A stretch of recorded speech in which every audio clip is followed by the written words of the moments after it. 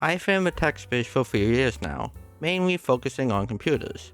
I have my own PC setup and a decent experience with computer hardware. However, several months ago, my gaming headset that I typically use pretty much fell apart after several years of use. The ear cushions peeled off of the headset itself, and as far as I'm aware, there's no way of putting these back on. So as most normal people do, I would decide to look for a new pair of headphones. I decided to look at Best Buy for a new pair, and let me just tell you, there were a lot of options. Thankfully, I have owned a few pairs of headphones before those fell apart, so I know what my general preference is. First of all, I only use my headphones wired, because I never needed anything wireless at the time. Also, they must use a detachable cable. In the past, I have had several cheap pairs break on me just because of that reason, and I did not want that to happen again. Secondly, I did not want the ear cushions to be made of a leather material. If you don't know already, I live in Florida, and it gets really hot in here, and leather ear cushions do not hold in heat very well compared to fabric ear cushions. And last, the headphones had to be very comfortable for me to wear. I have, and well, still have, a pair of laser headphones that legit will not fit properly on my head, and I generally don't know why I got these. Thankfully, my guidelines have ruled out a lot of options that were there. I unfortunately do not remember what I was considering, but I ended up getting these. These headphones were a very good pick for me, even though they were a whopping $250 when I bought them. However, they were the only ones that ticked every box for me. The first thing I did when I got them was switch out the leather ear cushions for the cloth ones since those were included in the box. They are extremely comfortable for wear, even for a long period of time, and best of all, they have a 3.5mm detachable cable, so I can use this with pretty much anything that has a port for them. I really loved this pair, and I thought they were my personal endgame. But however, after a few months with these, I decided to look up some reviews of a headset I bought.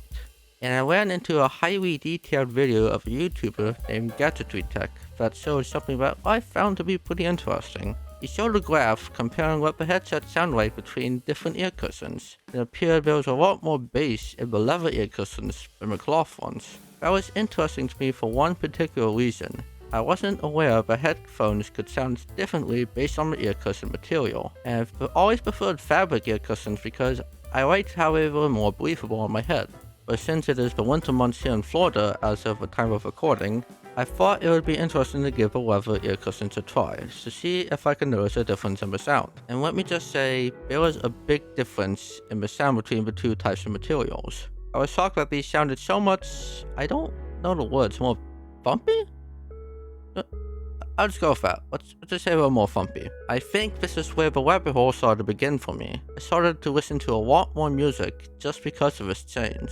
I really enjoyed the bass improvements that the leather pads brought instead of the cloth ones. But however, the bass seemed to be a bit too much on some songs, so I decided to look at YouTube for some solutions. After looking into some videos, I found a few resources that could not only help the bass in my headphones but could make it sound even better. One of which was a software called StereoSeries Sonar, which is an EQ software that allows you to adjust the sound to the way you like.